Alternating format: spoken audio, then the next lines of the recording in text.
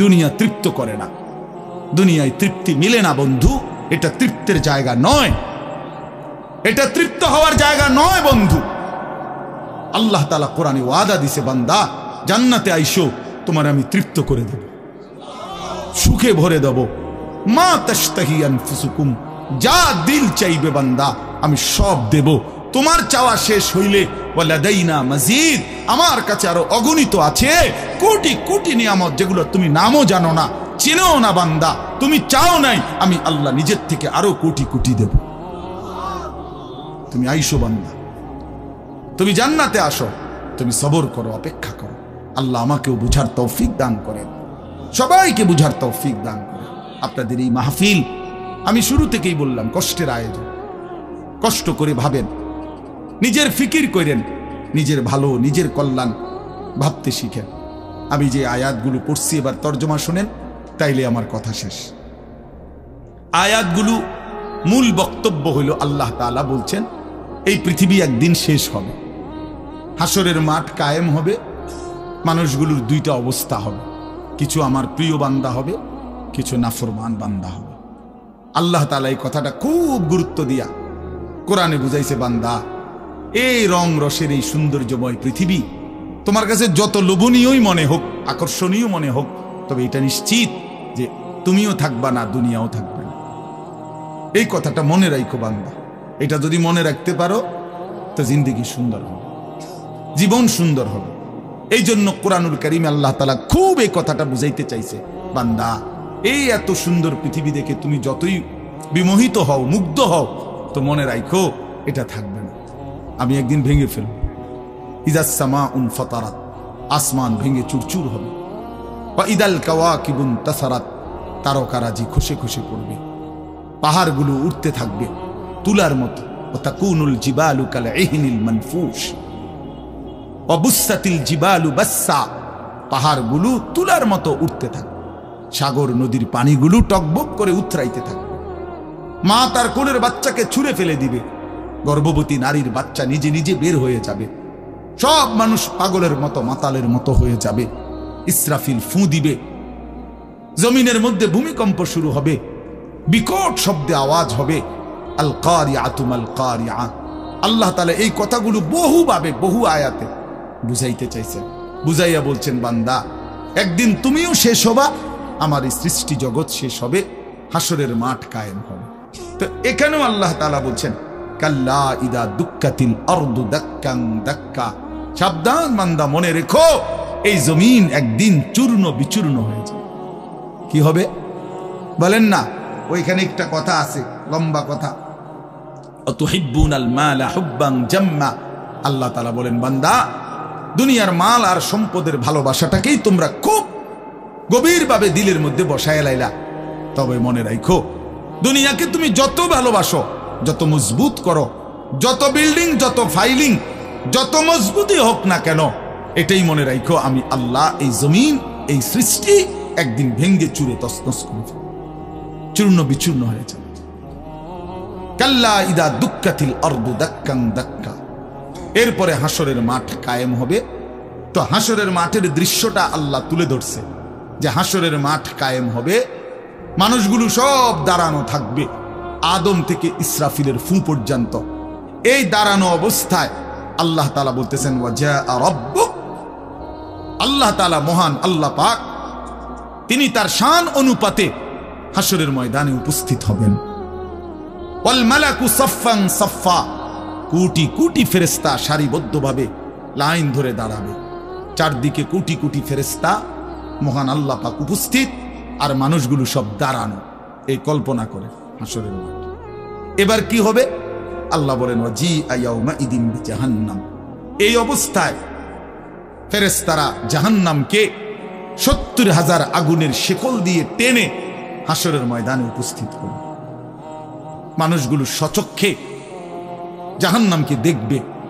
জাহান্নাম একটা বিকট তারা আগুনের গর্জন, তীব্র আগুনের যখন একটা গর্জন উঠবে, আল্লাহর কসম নবী বলছে, পুরা হাসরবাসী তখন চিৎকার দিয়া বলবে, ইয়া রব্বি নাফসি নাফসি, আয় মাওলা আমাকে বাঁচান, আমাকে বাঁচান। এই প্রথম হাসরবাসী কথা বলবে, তাফসিরে আছে, হাদিস।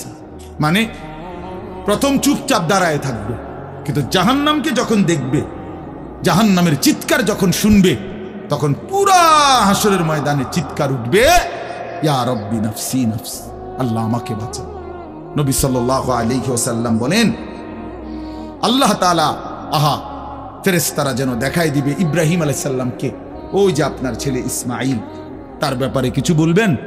ইব্রাহিম আলাইহিস সালাম বলবেন, ইয়া রব্বি নাফসি নাফসি, এই মাওলা আমাকে বাঁচান, আমাকে। ওর বিষয়টাও দেখো।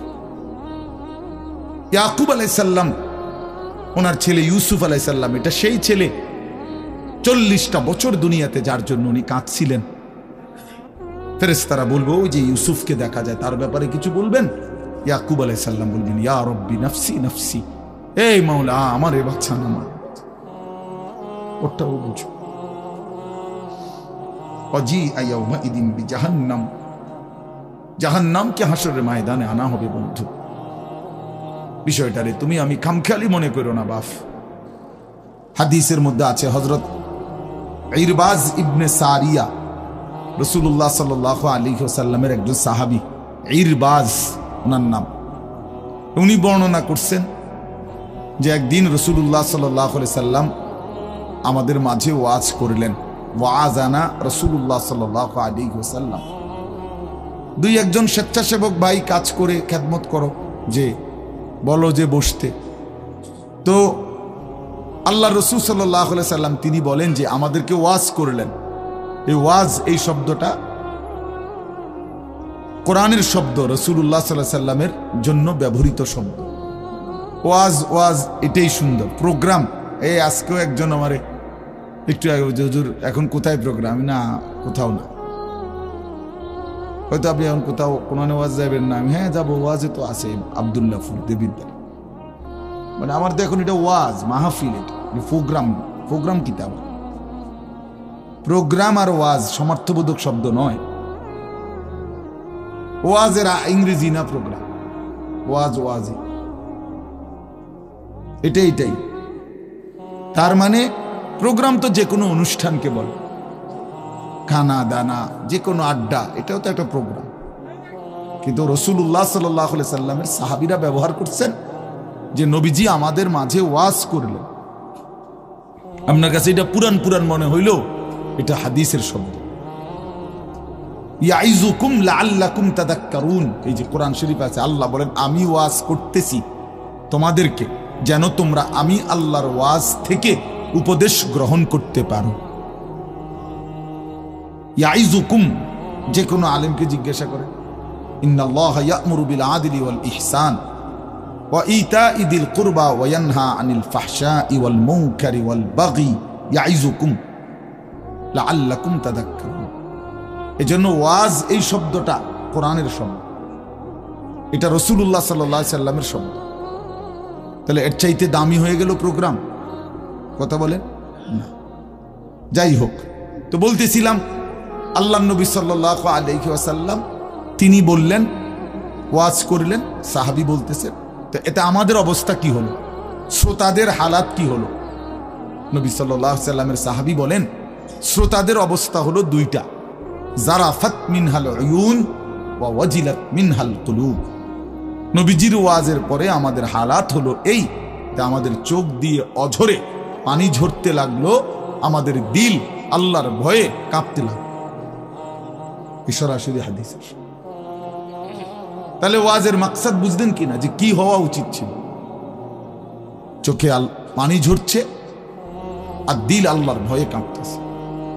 কোরআন শরীফে আছে, সরাসরি কোরআন শরীফে, وَإِذَا سَمِعُوا مَا أُنزِلَ إِلَى الرَّسُولِ تَرَى أَعْيُنَهُمْ تَفِيضُ مِنَ الدَّمْعِ مِمَّا عَرَفُوا مِنَ الْحَقِّ। আল্লাহ বলেন, রাসূল আপনার সাহাবীদের হালাত দেখেন।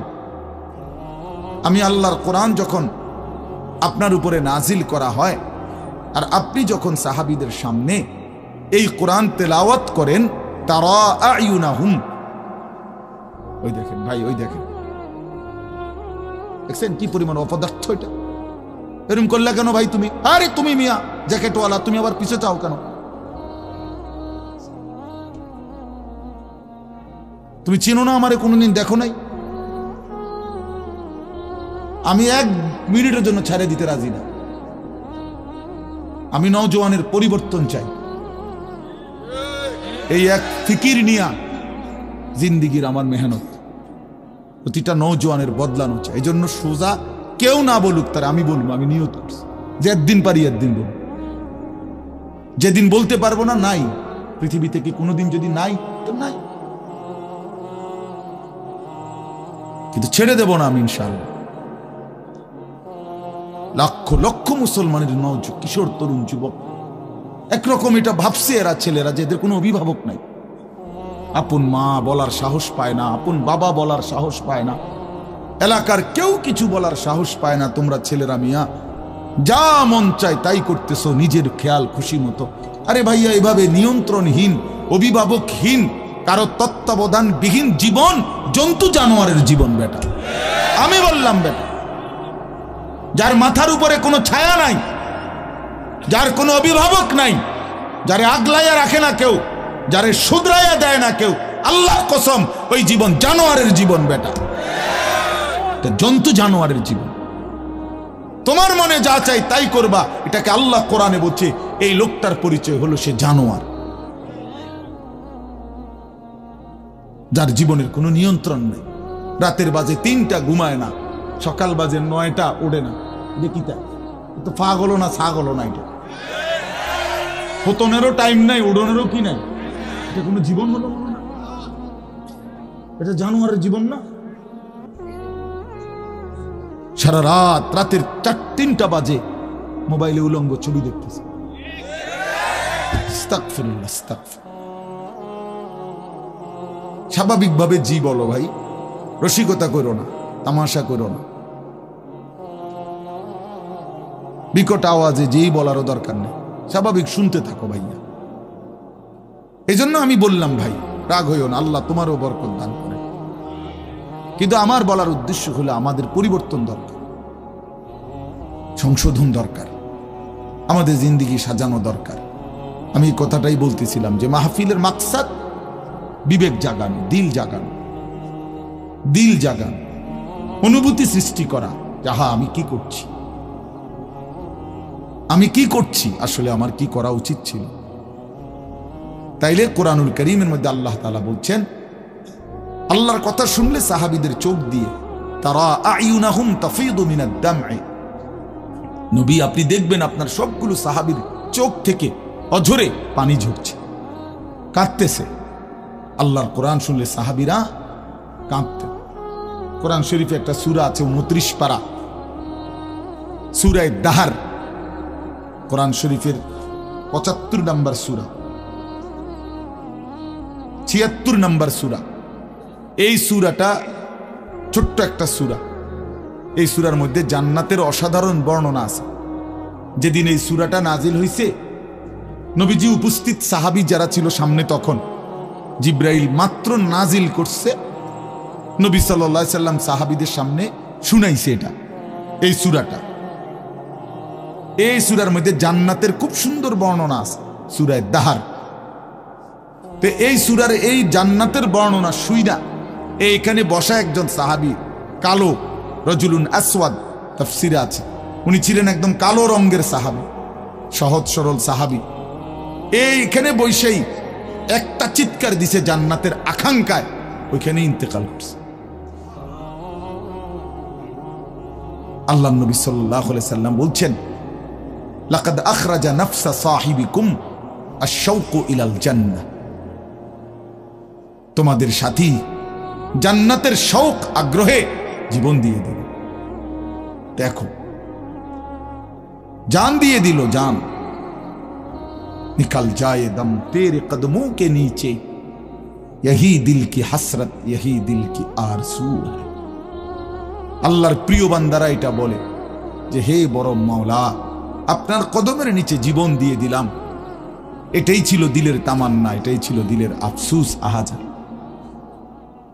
সাহাবায়ে কেরাম যখন আল্লাহর জন্য শহীদ হইতেন, অসংখ্য সাহাবীদের জীবনীতে আছে, যুদ্ধের ময়দানে যখন শহীদ হইতেন রক্ত মাখা শরীর নিয়া, শেষ মুহূর্তে সাহাবীরা একটা কথাই শুধু বলতেন, ফুস্তু ওয়া রাব্বিল কাবা, কাবার রবের কসম আমি কামিয়াব হয়ে গেলাম, আমি সফল। ফুস্তু অর্থ হলো আমি সফল হয়ে গেলাম, সফল হয়ে গেল। তার মানে শহীদ ব্যর্থ হয় নাই, শহীদ কি হয়েছে? সফল হয়েছে। শহীদ জীবন পেয়েছে, নতুন করে জীবন পেয়েছে। এই জন্য আমার ভাই, আল্লাহর জন্য আল্লাহর কথা শুনলে দিলের হালাত এমনই হওয়ার কথা। হাদিসের মধ্যে আছে, হযরত আব্দুল্লাহ ইবনে মাসউদ রাদিয়াল্লাহু তাআলা আনহু তিনি বলছেন যে একদিন নবীজি আমাকে বলছেন কোরআন শরীফ তেলাওয়াত করে শুনাইতে, নবীজিকে শুনাইতে। হযরত আব্দুল্লাহ ইবনে মাসউদ রাদিয়াল্লাহু তাআলা আনহু বলেন, আমি সূরা নিসা, এই সূরার প্রথম 40টি আয়াত একটানা নবীজিকে মাথা নোয়ায়া আদবের সাথে নবীজিকে শুনাইতেছিলাম। 40টা আয়াত পর্যন্ত যখন তেলাওয়াত করলাম, হযরত আব্দুল্লাহ ইবনে মাসউদ বলেন, নবী সাল্লাল্লাহু আলাইহি সাল্লাম তখন বলেন, হাসবুকাল আন, এখন থামো। তো 40 আয়াত পরে যখন আমি থামলাম, হযরত আব্দুল্লাহ ইবনে মাসউদ বলেন, ফালতাফাত্তু ইলাইহি, আমি নবীজির দিকে চোখ তুলে তাকালাম, ফাইযা আইনাহু তাদরিফান, তিনি বলেন আল্লাহর কসম আমি দেখতে পাইলাম আল্লাহর নবী সাল্লাল্লাহু আলাইহি সাল্লামের দুই চোখ দিয়ে অজরে পানি ঝরছে। তিনি বহুতক্ষণ ধরে কাঁদতেছেন। তাহলে এই ছিল রাসূলুল্লাহ সাল্লাল্লাহু আলাইহি সাল্লামের হালাত, এই ছিল সাহাবায়ে কেরামের হালাত। আল্লাহর কথা শুনলে নবী নিজেও কাঁদতেন, সাহাবায়ে কেরামও কি করতেন? কাঁদতেন। প্রিয় ভাই আমার, বন্ধু আমার, আমরা মুসলমান। আমি এই কথাটাই শুরু করছিলাম, গাফেল বঞ্চিত হয়, খামখেয়ালি মানুষ, খামখেয়ালি। আর কেন নামাজ পড়ো? পড়ি না আর কি, পড়ি না। মসজিদে যাইতেন, ভাল লাগতেছে না, কেরুম লাগতেছে, কি জানি কেরুম জানি লাগতেছে, কেরুম লাগতে এরুম আরি কেরুম, পাগল কোথাকার বেটা, কেরুম লাগতেছে এটাও কই তারস না, তুই তুই তো একটা অপদার্থ মানুষ বেটা, এটা কোনো কথা হইল? এই জন্য বললাম, মানে আসল কথা হইল গাফেল, খামখেয়ালি।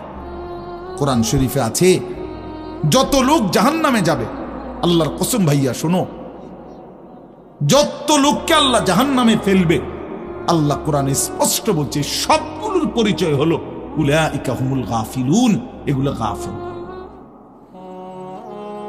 কোরআন শরীফের আয়াত, উলাইকা হুমুল গাফ, ওয়া লাকাদ যারানা লিজাহান্নামা কাসীরাম মিনাল জিন্নি ওয়াল ইনস, আমি অসংখ্য অগণিত জিন আর মানুষ দিয়ে জাহান্নামকে পূর্ণ করব। আল্লাহ বলেন এই সবগুলো নাফরমানের পরিচয় উলাইকা হুমুল গাফিল, এরা গাফেল, এরা গাফেল ছিল, খামখেয়ালি করছে, খামখেয়ালি। আমি নয়তো হায়াত দিয়েছি, আওয়ালাম নুআম্মিরকুম মা ইয়াতাযাক্কারু ফীহি মান তাযাক্কারা। আল্লাহ তাআলা জাহান্নামীকে বলবে, এই জাহান্নামী বান্দা, মনে তো করো যেটুকু হায়াত দিলে আমার বন্দিগি করতে পারতাম, এটুকু হায়াত, এটুকু সময় আমি তো তোমাকে দিয়েছি বান্দা। তুমি বলো কোন সময়টা, কোন সুযোগটা আমি দেই নাই বান্দা, বলো বলো বান্দা। 1টা বাজে জোহরের আজান হইছে, 3:45 বাজে আসরের আজান হইছে, 3.5 ঘন্টা তো 12 রাকাত বা 10 রাকাত জোহরের নামাজ পড়তে কি 3.5 ঘন্টা লাগে? বলেন মাওলানা। তাইলে যুবক কেন নামাজ পড়লাম? তুমি কি হায়াত পাও নাই? তুমি কি সুযোগ পাও নাই? 4 রাকাত ফজরের নামাজ পড়তে কি 1 ঘন্টা সময় লাগে? তো আল্লাহ তাআলা কি সময় দেয় নাই? আল্লাহ কি হায়াত দিল না? কেন না ফরমানি করল? বন্ধু আমার, আল্লাহ বলবেন এই কথা, আওয়ালাম নুআম্মিরকুম, বলো বান্দা আমি কি তোমাকে হায়াত দেইনি? আমি কি তোমাকে সময় দেই নাই?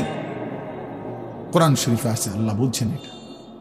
কোরআন শরীফে আছে আল্লাহ বলছেন জাহান্নামী চিৎকার করবে আর বলবে, আল্লাহ একটু সময় দেন, একটু বিরতি দেন, 1টা মিনিট কদ্দুর আমারে জিরাইতে দেন, আমি পারতেছি না মালিক, আগুনে এই মালিক, আমার শরীরটা জইলা পুরা ছাই হয়ে গেছে, আমি আর পারছি না মাওলা, আমার একটু বিরতি দেন, 10টা মিনিট কদ্দুর বিরতি দেন, এই আগুন আমি সইতে পারছি না। আল্লাহ তাআলা বলবেন লা ইউফাত্তারু আনহুম, না নাফরমান, 1 সেকেন্ডের বিরতি মিলবে না।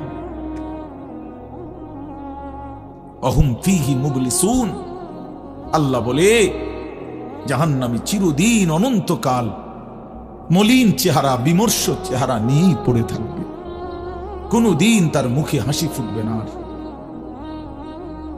ওমা যালামনাহুম ওয়ালাকিন কানু হুমুজ যালিমিন, আল্লাহ তখন বলবে নাফরমান জাহান্নামী, আমি তো তোমার উপরে জুলুম করি নাই বান্দা, তুমি তো নিজেই নিজের উপরে জুলুম করেছিলে,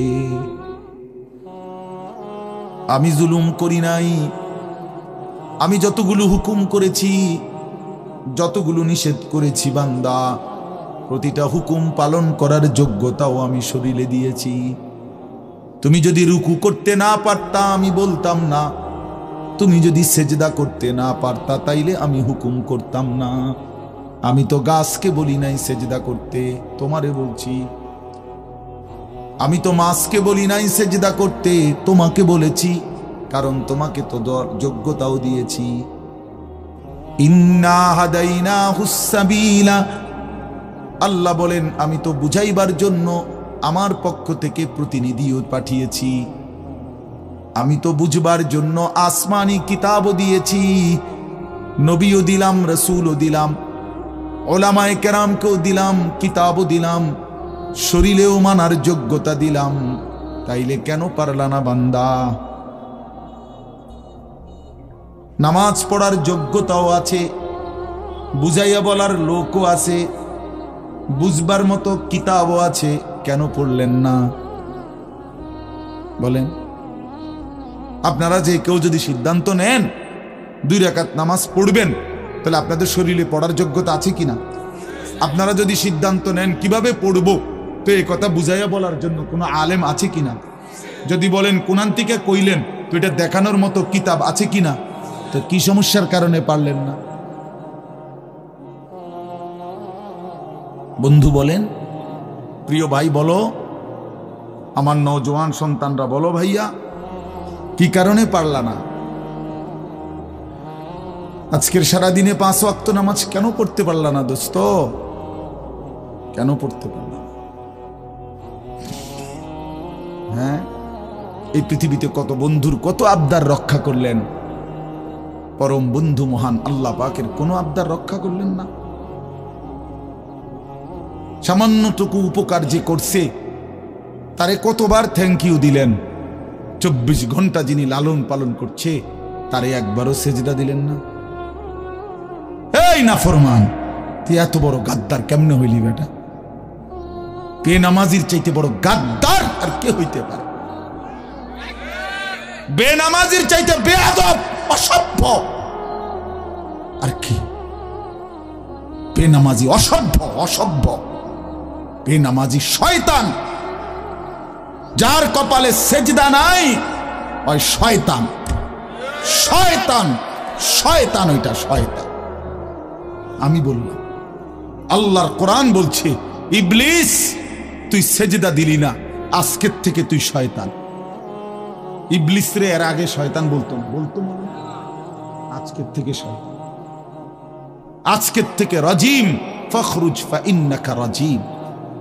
আল্লাহ বলছে বের হ বেঈমান, কেন সেজদা দিলি না? ফা ইন্নাকা রাজিম, আজকের থেকে ইবলিস তুই অভিশপ্ত। এজন্য বেনামাজি অভিশপ্ত, বেনামাজি শয়তান। ওয়া ইন্না আলাইকাল লানাতা ইলা ইয়াউমিদ্দিন। আল্লাহ বলছে ইবলিস তুই আমারে সেজদা দিলি না, তো মনে রাখিস আজকের থেকে নিয়ে ইসরাফিলের ফু পর্যন্ত, কিয়ামত পর্যন্ত তোর উপরে আমি আল্লাহর লানত। এটাই তো তরজমা নাকি? কিয়ামত পর্যন্ত তুই নাম বেঈমানের উপরে আমি আল্লাহর লানত।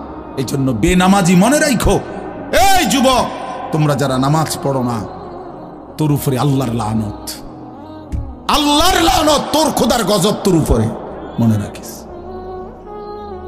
বলে না আমি ভাত খাই, ভাত ভাত জন্তু জানোয়ারও খায়। আমি তো ঘুম যাই, ঘুম কুত্তাও যায়, কুকুরও খায়, কুকুরও পেশাব পায়খানা করে, কুকুরেরও যৌন চাহিদা পূরণ হয়, এই জন্য কুকুরেরও বাচ্চা কাচ্চা হয়। এটা কোনো অবাক কিছু না। আপনি ভাত কতটি খান আর ঘুম যান আর পেশাব পায়খানা করেন আর লজ্জাস্থানের চাহিদা পূরণ করেন, এরই নাম যদি জীবন হতো, তাই জানোয়ারের সাথে তফাৎ কি? বলেন না কেন? জন্তু জানোয়ারের সাথে আমাদের জিন্দেগির তফাৎ কোথায় ভাইয়া? কি ব্যস্ততায় পড়ে গেলেন এই বাবারা, বন্ধুরা আমার, কি ব্যস্ততায় মালিককে সেজদা দিতে পারলেন না। মা সালাকাকুম ফি সাকার ক্বালু লাম নাকু মিনাল মুসাল্লিন। আল্লাহর ফেরেশতা জাহান্নামীকে বলবে, হে জাহান্নামী বেঈমান, কে তোকে জাহান্নামে কেন নিয়ে আসলো? কেন আসলি জাহান্নামে? বন্ধু আমার শুনো বন্ধু, আল্লাহর কোরআনে আল্লাহ বলেন জাহান্নামী বলবে ক্বালু লাম নাকু মিনাল মুসাল্লিন, ফেরেশতা ভাইয়া কারণ আমি নামাজি ছিলাম না, এজন্য জাহান্নামী হলাম। ওয়াইলুন ইয়াওমাইদিল লিল মুকাদ্দিবিন ওয়া ইযা ক্বিলা লাহুমুর কাউ লা ইয়ারকাউন। বলে সমস্ত মিথ্যাবাদী নাফরমান পাপী, সেদিন মনে রেখো হাসরের ময়দানে তোমাদের জন্য জাহান্নাম। যদি বলেন কেন, আল্লাহ বলেন ওয়া ইযা ক্বিলা লাহুমুর কাউ লা ইয়ারকাউন, বারবার তাকে বলা হয়েছে নামাজের জন্য, রুকু করতে, সেজদা করতে, নাফরমান আমি আল্লাহকে সেজদা করে নাই, নামাজ পড়ে নাই, রুকু করে নাই, এজন্যে